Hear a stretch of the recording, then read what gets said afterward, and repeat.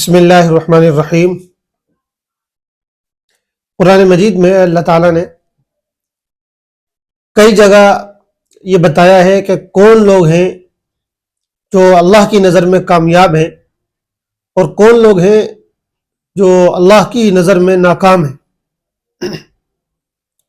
یعنی کامیابی کس کو کہتے ہیں اور ناکامی کس کو کہتے ہیں، اس کو قرآن نے جگہ جگہ تفصیل سے بیان کیا ہے۔ کامیابی کے بارے میں ہمارے تصور کا درست ہونا بہت ضروری ہے۔ اس وقت کامیابی کے بارے میں ہمارا تصور بگاڑ کا شکار ہو چکا ہے اور ہم ان چیزوں کو کامیابی سمجھنے لگے ہیں جو حقیقت میں کامیابی کی علامتیں نہیں ہیں، لیکن ان کو اس طرح پیش کر دیا گیا ہے دنیا کی طرف سے کہ اب دنیا کے تمام لوگ تقریباً انہی چیزوں کو کامیابی سمجھ رہے ہیں۔ مثال کے طور پہ اچھے منصب کا مل جانا، مثال کے طور پہ اچھی جاب کا مل جانا، مثال کے طور پہ اعلیٰ سے اعلیٰ ڈگری کا حاصل کر لینا، مثال کے طور پہ بہت زیادہ دولت و ثروت کو کما لینا، ان تمام چیزوں کو اب ہم کامیابی سمجھتے ہیں، اور جس کے پاس یہ چیزیں ہوتی ہیں ہم سمجھتے ہیں کہ وہ ایک کامیاب انسان ہے۔ لیکن قرآن کی نظر میں، اسلام کی نظر میں کامیابی اور ناکامی کا تصور کچھ اور ہے۔ ہم جب قرآن میں غور کرتے ہیں تو قرآن ان چیزوں کو لے کر، یعنی تعلیم کو لے کر، تعلیم سے مراد نہیں تعلیم میں اعلیٰ سے اعلیٰ ڈگریوں کا جو حصول ہے، یہ تعلیم کو لے کر، اسی طرح دولت کو لے کر، اسی طرح صحت کو لے کر، اور اسی طرح کاروبار وغیرہ کو لے کر، ان چیزوں کو لے کر قرآن کبھی بھی یہ فیصلہ نہیں کرتا ہے کہ جن کے پاس یہ چیزیں ہیں وہ کامیاب ہیں اور جن کے پاس یہ چیزیں نہیں ہیں وہ ناکام ہیں۔ کامیابی اور ناکامی کو قرآن ان چیزوں سے جوڑتا ہی نہیں ہے۔ کامیابی اور ناکامی کو قرآن کسی اور چیز سے جوڑتا ہے۔ ان چیزوں کی حیثیت محض ذریعے کی ہے، محض وسیلے کی ہے، محض ضروریات کی ہے۔ یہ ہماری ضرورتیں ہیں۔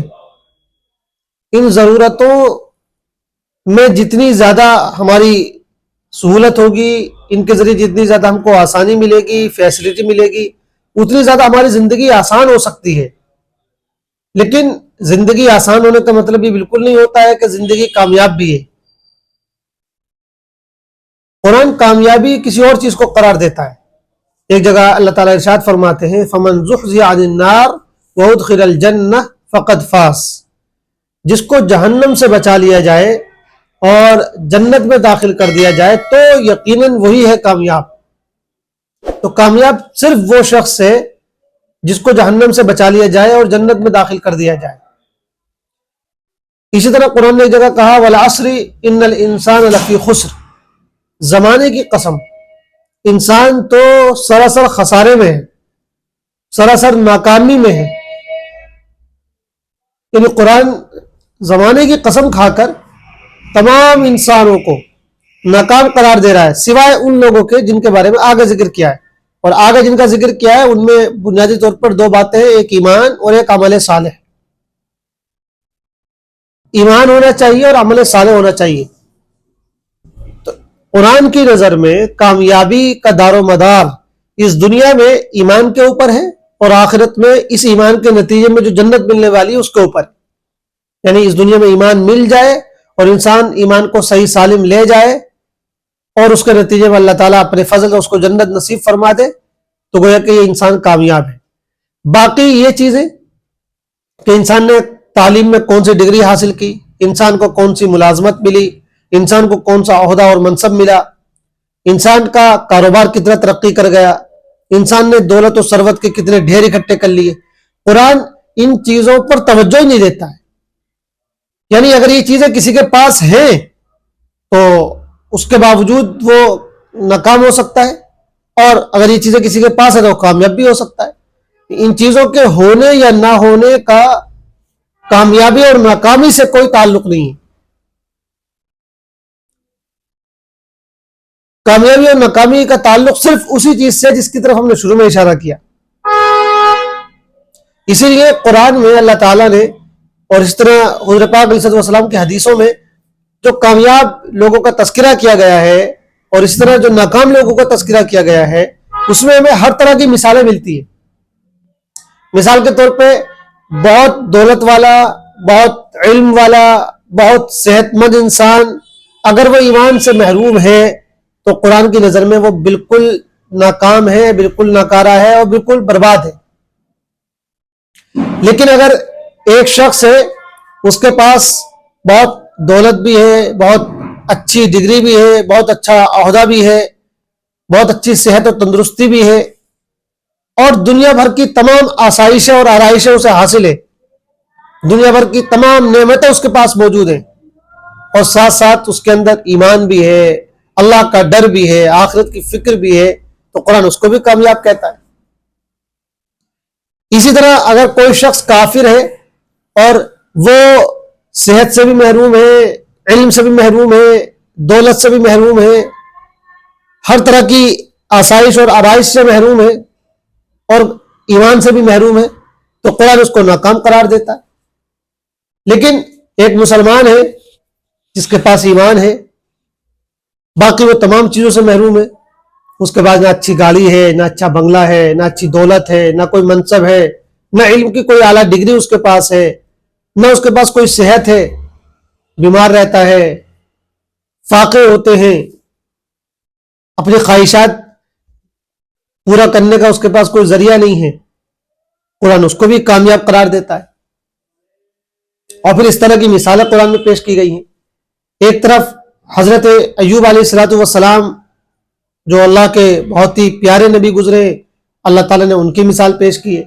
حالانکہ ان کی زندگی تقریباً پوری زندگی وہ بیماریوں میں گزری ہے، بیماریوں کی نظر ہوئی ہے، ہر وقت وہ بیمار رہتے تھے، اللہ تعالیٰ نے خاص طریقے سے ان کی آزمائش فرمائی تھی. اور جب پوری زندگی تقریباً بیماریوں میں گزری ہے تو ظاہر سی بات ہے اگر ان کے پاس کچھ آرائش اور آسائش کے اسباب بھی ہوں گے تو وہ ان سے مستفید کہاں وہ ہوں گے، وہ فائدہ کہاں اٹھا پائے ہوں گے. انسان کے پاس سب کچھ ہو لیکن اگر صحت نہ ہو تو وہ سب کچھ اس کے لیے کسی کام کا نہیں ہوتا ہے. تو دنیاوی اعتبار سے انتہائی گویا کہ پریشانی کی اور تکلیف کی زندگی انہوں نے گزاری، لیکن اللہ تعالیٰ ان کو کامیاب قرار دیتا ہے. اسی طرح اللہ تعالیٰ نے حضرت سلیمان علیہ الصلوۃ والسلام کا ذکر کیا قرآن میں، حضرت داؤد کا ذکر کیا ہے جن کے پاس بڑی عظیم الشان سلطنت تھی، بہت دولت، بہت ثروت، مال و دولت کے خزانے ان کے پاس، حکومت و سلطنت کی ایسی پاور اور قوت ان کے پاس جس کی مثال نہیں ملتی ہے. اللہ تعالیٰ نے گویا کہ یعنی دنیا کی نظر میں کامیابی کا جو اعلیٰ سے اعلیٰ معیار ہو سکتا ہے وہ حضرت سلیمان علیہ الصلوۃ والسلام کو عطا فرمایا تھا اور قرآن ان کو بھی کامیاب قرار دے رہا ہے. اس کے بالمقابل قارون کی مثال قرآن نے پیش کی ہے. قارون کے پاس خزانے دنیا بھر کے تھے، اتنے خزانے تھے کہ صرف خزانوں کی چابیاں اٹھانے کے لیے پوری ایک ٹیم چاہیے ہوتی تھی اور تب بھی اس کی چابیاں نہیں اٹھتی تھی. کتنا خزانہ اس کے پاس رہا ہوگا، کتنی دولت اس کے پاس رہی ہوگی، لیکن قرآن اس کو محروم قرار دیتا ہے اور اس کو ناکام قرار دیتا ہے. تو دراصل ان چیزوں کو قرآن کامیابی اور ناکامی سے جوڑ کر دیکھتا ہی نہیں ہے. ہمارے ہاں اس سلسلے میں دو نقطۂ نظر پیدا ہو گئے ہیں اور دونوں ہی نامناسب ہیں، یا کہہ لیجیے کہ دونوں ہی معتدل نقطۂ نظر نہیں کہلائے جا سکتے. ایک طرف تو عام مسلمان ہیں جن کا موقف یہ بن چکا ہے اور جن کا تصور یہ ہو گیا ہے کہ بس کامیابی ان چیزوں میں، دولت میں، شہرت میں، صحت میں، پیسے میں، کاروبار میں، اچھی نوکریوں میں، اچھے عہدوں میں، وہ اسی کو کامیابی سمجھے ہوئے. اور تقریباً ہماری اکثریت بلکہ کہیے تو 98% مسلمان اسی کے پیچھے بھاگ رہے ہیں، دوڑے جا رہے ہیں، اسی کے پیچھے تگدو کر رہے ہیں، محنتیں کر رہے ہیں، رات دن ایک کیے ہوئے ہیں کہ بس کسی طریقے سے یہ چیزیں ان کو حاصل ہو جائیں، صحت اچھی رہے، تندرستی رہے، خوب پیسہ کما لیں، اچھی گاڑیاں لے لیں، اچھے گھر بنا لیں، اچھے عہدے حاصل کر لیں. اسی کے پیچھے وہ بھاگے چلے جا رہے ہیں اور اس کو یہ سمجھنے کا اگر ہم نے یہ چیزیں حاصل کر لی تو گویا کہ ہم کامیاب ہو گئے. حالانکہ خود ان لوگوں سے پوچھی جو یہ چیزیں حاصل کر چکے ہیں وہ اپنے آپ کو سمجھتے ہیں. بہت سے لوگ آپ کو ایسے ملیں گے جو یہ چیزیں حاصل کر چکے ہیں لیکن وہ اپنے آپ کو ناکام سمجھ رہے ہیں, تب بھی وہ اپنے آپ سے مطمئن نہیں ہے. تو ایک طرف یہ ہمارے مسلمان ہیں جو اس بے وقوفی میں اور غلط تصور میں مبتلا ہو گئے ہیں کہ انہوں نے انہی چیزوں کو کامیابی سمجھ لیا ہے. دوسری طرف ایک وہ طبقہ ہے جو ان چیزوں کو کوئی اہمیت نہیں دیتا ہے, وہ ان چیزوں کو غلط سمجھتا ہے, وہ دولت کو غلط سمجھتا ہے, وہ دنیا کی آسائشوں اور آرائشوں کو غلط سمجھتا ہے. وہ سمجھتا ہے کہ بھائی بالکل ان چیزوں سے دور رہنے میں یہ عافیت ہے, ان کے قریب گئے تو ناکام ہو جائیں گے, ان سے دور رہیں گے تو کامیاب رہیں گے. تو دنیا کی نعمتوں کو, دنیا کی آسائشوں کو, دنیا کی سہولتوں کو, ان کو جو ہے وہ اپنے سے دور رکھنا چاہتا ہے, اور ان کو وہی سمجھتا ہے کہ دنیا کی چیزیں ہیں اور دنیا کی چیزوں میں اگر ہم پڑیں گے تو گویا کہ ہم ناکام ہو جائیں گے. حالانکہ دونوں نقطۂ نظر, دونوں تصورات غلط ہیں. صحیح نقطۂ نظر یہ ہے کہ کامیابی کا تعلق یا ناکامی کا تعلق ان چیزوں کے ملنے نہ ملنے سے ہے ہی نہیں. آدمی ان چیزوں کے ہونے کے باوجود بھی ناکام ہو سکتا ہے اور ان چیزوں کے نہ ہونے کے باوجود بھی کامیاب ہو سکتا ہے. ایسے اس کا الٹا معاملہ بھی ہے. دراصل کامیابی کا تصور وہی جو قرآن نے پیش کیا ہے, وہ یہ ہے کہ انسان کو اس دنیا میں ایمان مل جائے, اور ایمان ملنے کے بعد انسان ایمان کو بچا کر لے جائے, اور آخرت میں اس کو اللہ تعالیٰ اپنے فضل سے ایمان کے نتیجے میں جنت عطا فرما دے. تو فرمایا کہ فمن زحزح عن النار وادخل الجنت فقد فاز, تو جس کو جہنم سے بچا لیا جائے اور جنت میں داخل کر دیا جائے وہی کامیاب ہے. یہ چیزیں بری نہیں ہیں, ان میں سے کوئی بھی چیز بری نہیں ہے, ان میں سے کسی بھی چیز کو حاصل کرنے کی کوشش کرنا بھی برا نہیں ہے. دولت کو حاصل کرنا, اعلیٰ ڈگریوں کو حاصل کرنا, صحت کو حاصل کرنا, بلکہ اسلام کی نظر میں تو یہ چیزیں حاصل کرنا پسندیدہ ہے. قرآن نے دولت کو اپنا فضل کہا ہے, اللہ تعالیٰ نے مال کو کئی جگہ فضل اور خیر کے الفاظ سے یاد کرایا ہے. قرآن تو ان چیزوں کو جو ہے اللہ کا فضل قرار دیتا ہے, اللہ کی طرف سے خیر قرار دیتا ہے. اسی طرح صحت تو اللہ کی بہت بڑی نعمت ہے, قرآن صحت کو اللہ کی نعمت قرار دیتا ہے. ایسے ہی دنیا کی آرائشوں اور آسائشوں کو بھی اللہ کی نعمت قرار دیا گیا ہے. حضور پاک علیہ السلام نے بہت سی حدیثوں میں اچھی سواری کا مل جانا, کشادہ گھر کا مل جانا, ان تمام چیزوں کو انسان کی سعادت اور خوشبختی کی علامت قرار دیا ہے. تو یہ جو تمام چیزیں ہیں ان کا حاصل کرنا کوئی برا نہیں ہے, بلکہ تقریباً یہ سب چیزیں وہ ہیں جن کو حاصل کرنا اور جن کی کوشش کرنا اسلام میں پسندیدہ ہے. لیکن مسئلہ وہی ہے کہ نقطۂ نظر اگر بدلا ہوا ہے تو پھر یہ تمام چیزیں بالکل بیکار ہیں اور ان سب کے باوجود آپ ناکام ہیں. اور اگر آپ کا نقطۂ نظر درست ہے, آپ کا تصور صحیح ہے, تو پھر ان تمام چیزوں کا ملنا یا نہ ملنا یہ کوئی میٹر نہیں کرتا ہے. اس وقت یہ بہت ضروری ہے کہ ہم کامیابی کا صحیح تصور اپنے بچوں میں, اپنی نئی نسل میں پیدا کریں. ہمارے ہاں جو تصور ان کچھ دنوں میں پیدا ہوا ہے, ادھر کچھ عرصے میں, اب وہ تصور بہت تیزی کے ساتھ پھیل رہا ہے, اور اب ہماری بڑی تعداد نہیں بلکہ تقریباً سارے ہی مسلمان الا ماشاءاللہ وہ بس انہی چیزوں کو کامیابی سمجھ کر انہی چیزوں کو حاصل کرنے میں لگے ہوئے ہیں.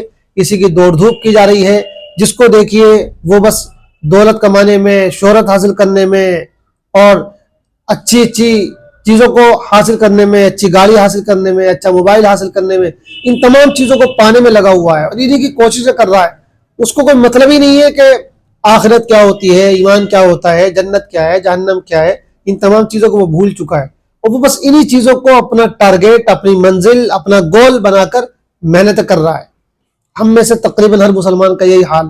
آخرت ہماری نظروں سے اوجھل ہو چکی ہے, آخرت کی کامیابی اور ناکامی کا تصور ہماری نظروں سے اوجھل ہو چکا ہے. ہمیں کسی بھی کام کرنے کے دوران یا کام شروع کرنے سے پہلے یہ دھیان میں ہی نہیں آتا ہے کہ آخرت میں بھی اس کا ہمیں حساب دینا ہے, اور اس کے بارے میں آخرت میں بھی ہم سے باس پرس ہونی ہے, پوچھ گچھ ہونی ہے. یہ تصور ہی پیدا نہیں ہو رہا ہے, یہ خیال ہی کبھی نہیں آتا ہے. سارا فوکس یہ 30-40 سال کی زندگی پر ہے, اور اس 30-40 سال کی زندگی کو ہم نے جو ہے کامیابی کا گویا کہ وہ نام پہنا رکھا ہے, اور کامیابی کا اس کے اوپر وہ لیبل لگا رکھا ہے کہ جیسے یہ 30-40 سال جس کے اچھے گزر گئے, صحت کے ساتھ گزر گئے, شہرت کے ساتھ گزر گئے, دولت کے ساتھ گزر گئے, بس اس کو مزہ آ گیا, وہ کامیاب ہو گیا.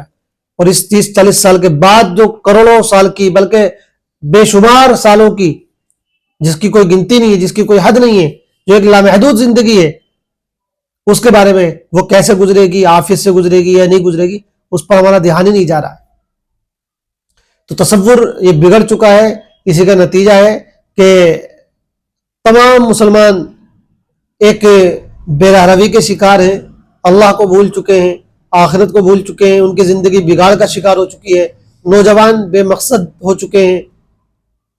तो ज़रूरी है कि उनको कामयाबी का सही तसव्वुर दिया जाए, उनको बताया जाए कि बच्चों ये चीज़ें हासिल करना गलत नहीं है, भाइयों इन चीज़ों में कोई बुराई नहीं है, आप खूब ये तमाम चीज़ें हासिल करें, लेकिन अल्लाह को भूल कर नहीं, आखिरत को भूल कर नहीं, आखिरत को सामने रखकर, अल्लाह को सामने रखकर।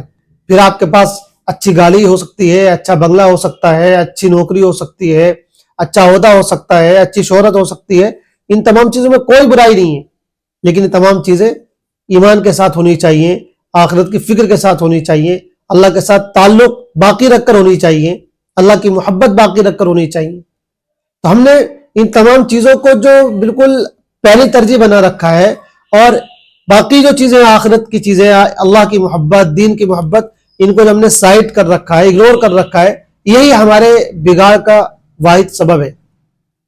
और याद रखा जाए कि 30-40 साल की जिंदगी के बाद जब दोबारा एक मरतबा आंख बंद होने के बाद दोबारा आंख खुलेगी, तब हमें अंदाजा होगा कि हमने दुनिया में कैसी गलती की है, लेकिन फिर उसकी भरपाई का और तलाफी का कोई मौका नहीं होगा।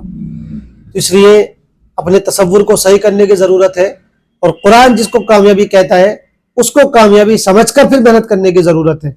और जैसे कि हमने अर्ज़ किया कि इन तमाम चीज़ों का ताल्लुक कामयाबी या नाकामी से है, बिल्कुल नहीं है। इन चीज़ों के मौजूद होने के बावजूद भी इंसान नाकाम हो सकता है, और इन चीज़ों के बगैर भी इंसान कामयाब हो सकता है। तो असल कामयाबी तो यह है कि इंसान ईमान को बचा कर ले जाए, ईमान के तकाज़ों पर अमल करने वाला बन जाए, अल्लाह की मोहब्बत उसको हासिल हो जाए, आखिरत की फिक्र पैदा हो जाए, और वो एक अच्छी भली इस्लामी और मुस्लिमाना ज़िंदगी गुजार कर अल्लाह के हुजूर हाजिर हो, और अल्लाह ताला उस पर अपना फजल करते हुए आखिरत में उसको जन्नत नसीब कर दे। तो गोया कि अब वो कामयाब हुआ, क्योंकि जब जन्नत मिल गई तो फिर उसके बाद जवाल नहीं है, उसके बाद जो नेमत अभी हासिल हो गई है कभी वो छीनी नहीं जाएंगी। लेकिन यहां जो कामयाबी हम समझ रहे हैं, ये तमाम चीजें अगर हासिल हो भी जाए तब भी हमसे छीन ली जाएंगी। सेहत बहुत अच्छी हो जाए, दौलत बहुत अच्छी हो जाए, जॉब बहुत अच्छी मिल जाए, कारोबार बहुत अच्छा हो जाए, लेकिन कब तक? एक वक्त आएगा कि तमाम चीजें छीनी जाएंगी। तो वो कामयाबी कैसे हो सकती है, वो चीजें कामयाबी की जमानत कैसे हो सकती हैं जो चीजें कुछ दिनों के बाद हमसे छीन ली जाएं और हम उनसे महरूम कर दिए जाएं। इसलिए असल कामयाबी तो यह है कि इंसान को हमेशा हमेशा की कामयाबी मिल जाए, और वो कामयाबी है सिर्फ ईमान की बुनियाद पर और अल्लाह की मोहब्बत की बुनियाद पर। उसके बगैर वो कामयाबी मिल ही नहीं सकती है। अल्लाह ताला हम सबको सही तसव्वुर नसीब फरमाए और सही अमल की तौफीक अता फरमाए।